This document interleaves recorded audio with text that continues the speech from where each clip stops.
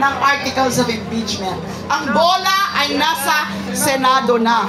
Pero nakita naman natin sa mga nakaraang araw kung anong mga pagpapalusot ang mga ginagawa ng ilan sa mga miyembro ng ating Senado. Nakakagalit na parang ginagawa tayong tanga, na hindi natin alam, hindi natin naiintindihan kung ano ang nakasulat sa konstitusyon. Malinaw ang utos ng konstitusyon. Litisin na si Sara, si VP Sara. Yung issue tungkol sa, pwede pa ba? Kasi nga patapos na daw yung 19th Congress at susunod na yung 20th Congress. Pwede pa. At least umpisahan nila. Ang panawagan natin, umpisahan na ang paglilitis. Matapos mayan o hindi, dito sa 19th Congress, dapat umpisahan na. At uumpisahan ito sa pamamagitan ng pagko-convene mismo ng Senado bilang impeachment court. Manumpa sila bilang senator judges. Bago pa man gawin nila yung mga preliminary matters like issuance of the summons, tsaka yung pagpapasagot kay VP Sara as respondent, tsaka yung pre-trial, dapat manumpa muna. Kung pwede ngayong araw na, kung pwede ngayon na, o kaya at the latest sa Miyerkules, June 11, mag-convene na kayo. Litisin nyo na si VP Sara. Tingnan nyo yung ebidensya. Hindi yung ganyan. Grabe yung pagpapalusot nila. Sundan ko rin yung sinabi kanina ni Paeng na yung tungkol nga doon sa sinasabing timeline ni Senator Francis Tolentino. It is a joke. Ano yan lalong linoloko tayo Inupuan nila ng halos 4 na buwan, tapos sisiksikin nila yung proseso, yung proceedings. Imagine, bibigyan lang ng 2 araw ang prosecution, tsaka yung defense, para magpresenta ng kanilang evidence.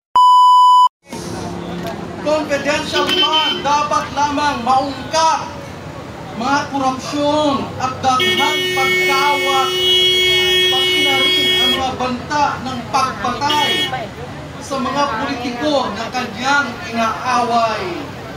O Diyos, ligalitin mo po ang mga puso ng senador.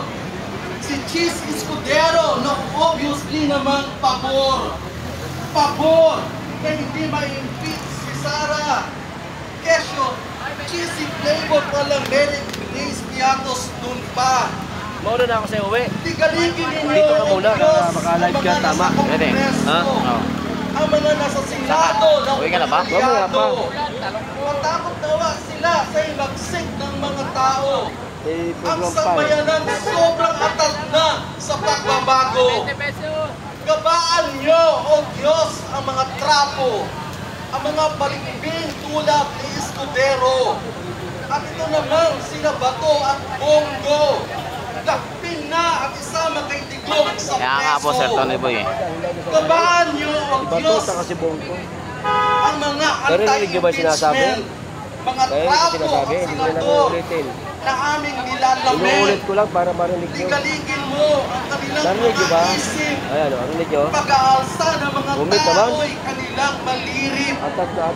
Dalangin namin, O Diyos, ang impeachment.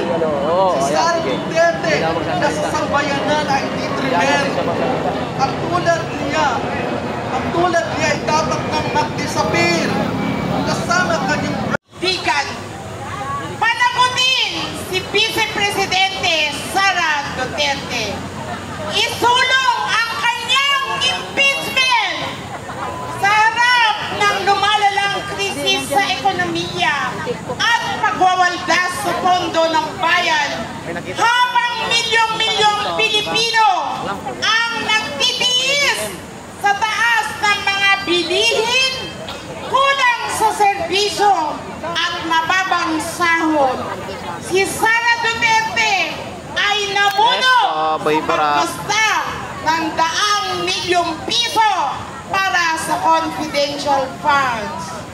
Sa kabila ng kawalan ng sapat na paliwanag at malinaw na layunin. Ayun, wala si ano, walang kabila. Hindi ito simpleng usapin ng pamumulitika. Ito ay usapin ng katiwalian, pagkaabuso sa kapangyarihan, kawalan ng pananagutan sa harap ng mamamayang naghihirap. Yes, Ma'am Charmy. Ang tanggapan ng pangalawang Pangulo ay hindi dapat maging taguan ng lihim, luho at kapangyarihan hindi sinusuri.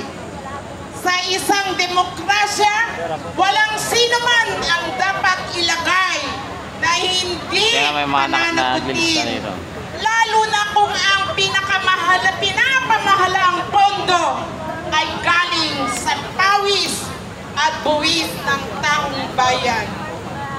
Kaya ngayong Hunyo 9, sa gitna ng pagtitipon na ito, kami ang COSMAD ay mariin naming isinusulong ang panawagan, impeachment kay Sara Duterte. Ngayon na! Hindi ito laban ng partido, hindi ito laban ng isang sektor.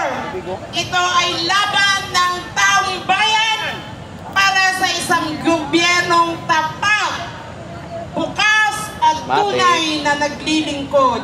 Panagutin ang dapat panagutin.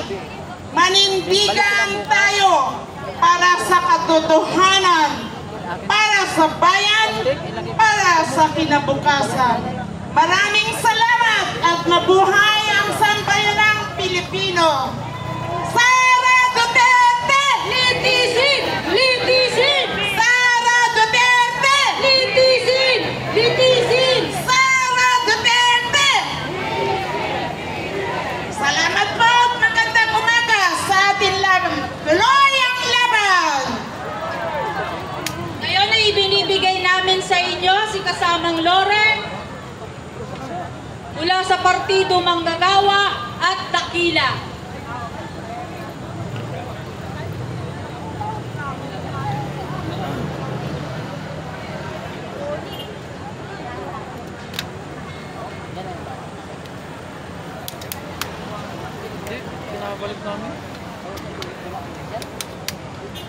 Sara Duterte! Sara Duterte! Sara Duterte! Ang ating mensahe kay Chase Escudero, Parang wala pang kain yung mga to. maliban Hindi ba sa kasi kanyang pagpapakilay at sabi ng boss ko na si Joshua Mata, hindi lamang trabaho ng senador ang pamamasyal sa Paris. Kaya ang ating panawagan kay Chase Escudero, Chase Escudero, kalawin ng baso. Chase Escudero, kalawin ng baso. Chase Escudero, Chase Escudero, para makarating kay Heart Evangelista at udyukan niya ng konting pagtutulak at konsensya ang kanyang asawa, Chase Escudero, Chase Escudero, at ang panawagan ng mamamayang galit at nagtitimpi na naniniwalang we are the fourth Sara Duterte! Sara Duterte!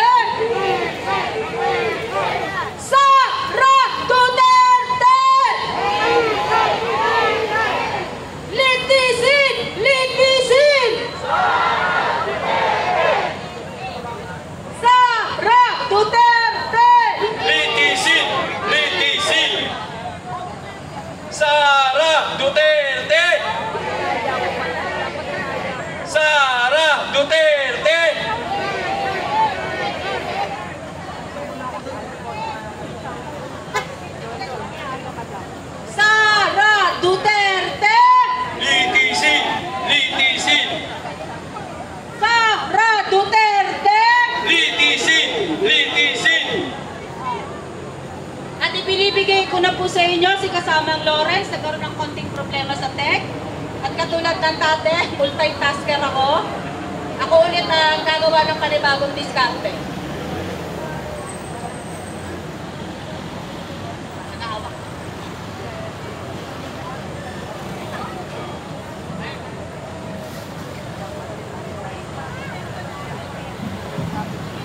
Check! Okay, yan. So, rinig naman, no? Hanggang sa likod. Woo! So, may handog akong dalawang awit. Unang awit ay tungkol sa paglaya. Gusto ko lang malaman kung naririnig yung gitara na sa likod. Rinig. Ayun, tungkol sa paglaya. May awit pa. Sir, saan bata, sir? Uwi ba kayo, sir? Uwi kayo? Oh, Kailan? tagal pa. Sige. So, Tagal pa. ang kwento ng utang to ay hindi tayo papalayain kung sino man. Hindi ang mga Marcos, at lalong-lalo hindi ang mga Duterte.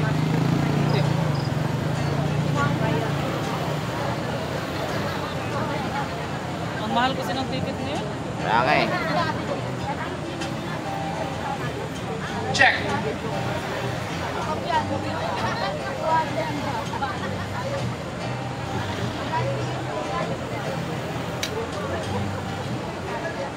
Di mga propeta, sinasalubong ng trompeta, bumibigkas, nagtatakta, ang sa atin ay magpapalaya.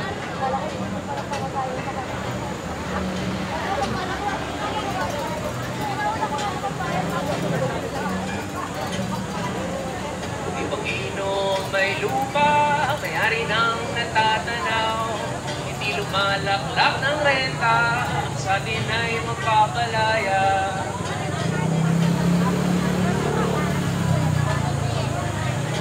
Di sa papadadaig, ang galingan ng mundi. Sama kita. Nakatamad kasi maglangan, ang init. Sobrang init pa. Kayo, sir? Sama mo ako. No, ma'am? Init pa.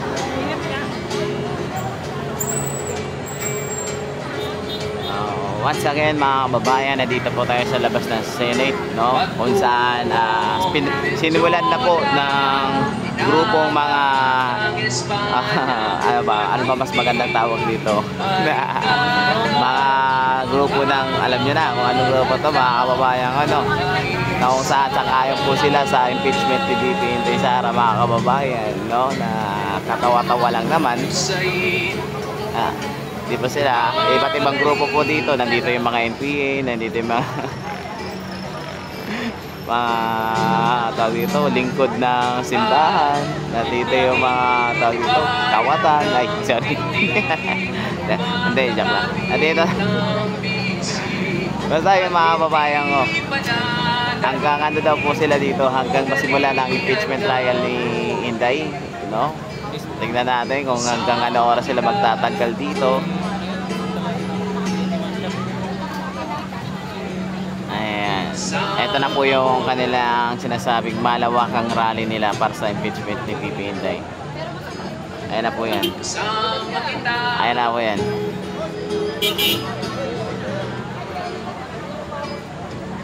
Sama tayo. Ayan na po yung malawakang rally na sinasabi ko nila. Stay po tayo dito sa may tindahan at dito na lang po mag-gather yan bago po pumasok. At para po sa lahat ng mga meron Tindig Pilipinas na placard na dinistribute po kanina, kung pwede po hanapin nyo mamaya sa tindahan din ni Aling Nena. Si Odette, si napakagandang Odette, naka-white t-shirt po siya, every woman na t-shirt. So, ibigay lang po ninyo yung mga placards dahil Yan ang gagamitin atong po muli natin ito sa Wednesday. Po yan sa pagkamatay ni Ninoy noong August 21, Kabuhon ng August komunista. 21 movement at ng the CSO Guild ng Tindig Pilipinas. Kami po ay, unang-unang, ilan yung mga 30 years old and below na nandito August ngayon? 21 movement. 30 years old and below, pakitaas na ho yung kamay. Nabuo sa Dami, pagkamatay ni Ninoy noong August Gen Z, 21, di ba? Dilawan at mga komunista. Alam nyo, tuwing nakakakita kami ng mga ganyang mga ano. Ayop, nandito rin yung mga bata ni Trililing. Bakit tayo nandito? Dahil dinidemand natin na magparamdam na si Cheese Escudero at itulak na niya na magkaroon ng Andito rin po yung mga bata ni Trililing. Sa aniversa na talaga sila mga kababayan. Alam natin lahat at paulit-ulit sinasabi sa atin. Sa aniversa mga komunista, mga rebelde, mga kawatan. Tama ba yun? Sa politika na. Sa aniversa na talaga sila mga Pero, ang pag-hold sa mga taong ibinoto natin ay hindi nakasalalay sa political convenience ng mga taong lilitis sa kanya. Hindi ito nakasalalay sa kanilang drug lord, political nandito na po loyalty. sila, sama-sama na po sila dito. Nakasalalay ito sa loyalty ng mga taong binoto natin at matagal na Bubuang puta, nakapasa na nga yan eh. impeachment. Hanggang ngayon, hindi niya kinikilusan at pati Yung sahod na yan, dagdag sahod na yan, si Marcos Sisinyo kasi pag-aaralan pa daw di umano niya. Ngayon, ang gagawa kayo, pag hindi niyo ginawa ang trabaho niyo, ano ang kakaharapin ninyo sa inyong kumpanya? Di ba sinisisante tayo? Di ba sinisibak tayo? Di ba wala tayong separation pay? Di ba wala na tayong mga benepisyo? Bakit nagtatrabaho pa yan? Hinihintay ba natin sibakin siya? Pag hindi niya ginawa ang trabaho niya, anong kasunod doon? Hindi ba impeachment din dapat ang kasunod doon? Tama! Now, let me end with this point. Nandito tayo sa harap ng Senado, pero nasa kabilang kalye. Tignan ninyo kung nasan tayo. Hindi ba dapat nandun tayo sa harapan? Hindi ba dapat nandun tayo sa harapan? Ba't tayo dapat pa dito? Kasi gusto nila tayong isang tabi. Kasi ayaw nilang Tangina daw.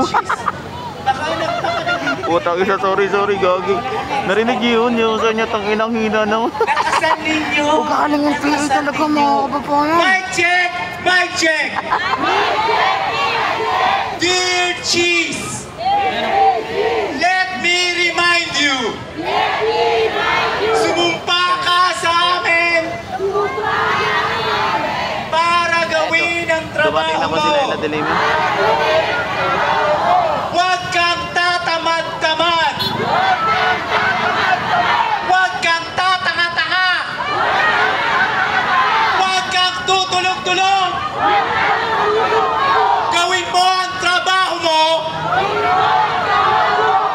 Siguraduhin mong ma-impeach na ang dapat ma-impeach. Yes po, At yes kung po. hindi mo yan gagawin, Sa Delima po yan. ikaw ang isusunod namin! Sara Duterte! Sara Duterte! Magandang umaga sa inyong lahat, mga kasama. Sara Duterte! Sara Duterte! Yan. Para naman po sa susunod na magbibigay ng mensahe mula sa Akbayan Party, kinatawagan po nila, kinatawagan po natin ang kanilang tagapangulo, Rafaela David. At bago magsalita si kasamang Paeng, at bago isara ni kasamang Laila, kasamang Laila Delima ang ating protesta, inaanyayahan ko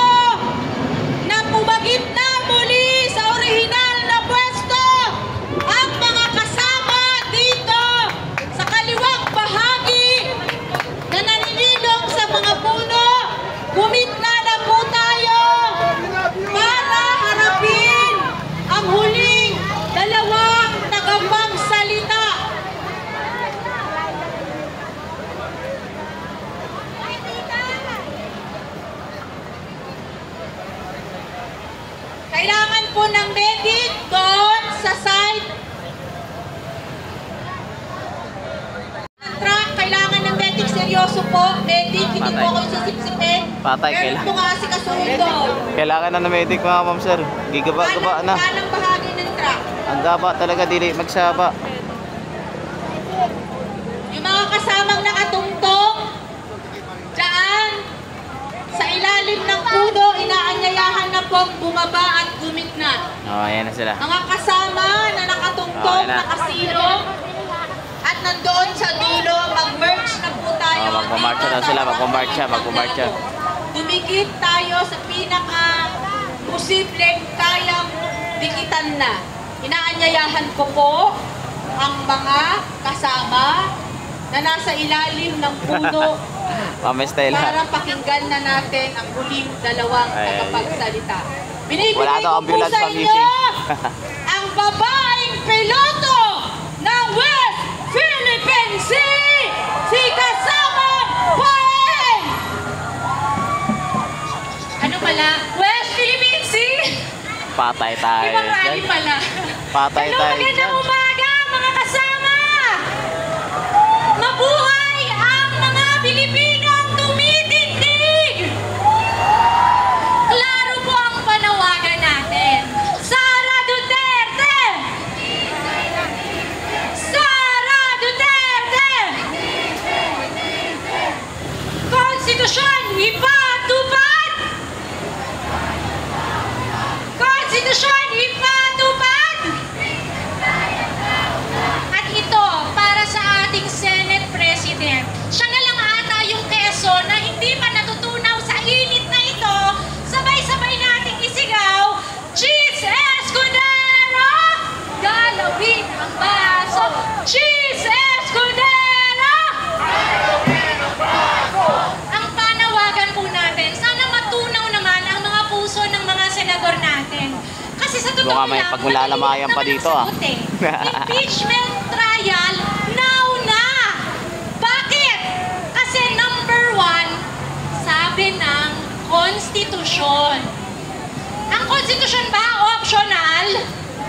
Hindi, di ba? Dapat Oy, ang huwag kayo konstitusyon mamamsara kasi sinusunod. malawakan rally nila to, ah. Ayun, oh. Kasi, Oh, di ba? sabi Malawak, ng malawak ang taong spasyo ba? bayan. Sige nga, nasa na ang taong bayan? Andito, nasa labas ng Senado, sinasabi mga senador, tara na. Sara Duterte, titisin na. At syempre, dahil pangatlo, yun ang mandato ng hustisya. Tayo mong taong Hello, ayan. Tayo pong tayong Pinatayan pa ng mic. bayan, pinagnakawan at pinagbibenta pa sa ibang bansa. Basag. Papayag ba tayo na magkaroon na naman ng maraming Mary Grace Piatos? Ang bulag Tanga, sa akin malalaman nyo kanina ng nung bukas kasama yun ko si Mary Grace yung Piatos. Piatos daw cheese flavor. Ayaw po natin nun kasi ang gusto natin yung tunay sa panlasa ng mamamayang tao. At yun ang hustisya. Muli, ang panawagan po natin, impeachment trial now na, litisin si Sara Duterte. Meron din po tayong special message sa isa pang classmate ni Senator Cheese. May mensahe po tayo kay Sen. Francis Tolentino. Sabi niya, Tarde mesa ba yan? bilisan na daw, fast track, 19 days tapusin yung impeachment trial kasi patapos na daw yung 19th Congress. Sorry po, Senator Tolentino. Baka po kayo, hindi kayo makakatawid sa 20th Congress, pero sisiguraduhin natin ang impeachment trial, tatawid sa 20th Congress! Tama. Kasi po, hindi po muli optional ang impeachment trial. Obligasyon po yan ng ating mga senador. At paalala po, walang expiration date ang hustisya. Kongresong ngayon hanggang sa 20th Congress, tuloy-tuloy po ang ating laban at dapat tuloy-tuloy din ang ating panalo. Dahil, sabi nga po namin sa akbayan, pagmahal mo at mahal natin ang bayan, sisiguraduhin nating mananalo ang taong bayan sa laban na ito. Sara Duterte! Cheese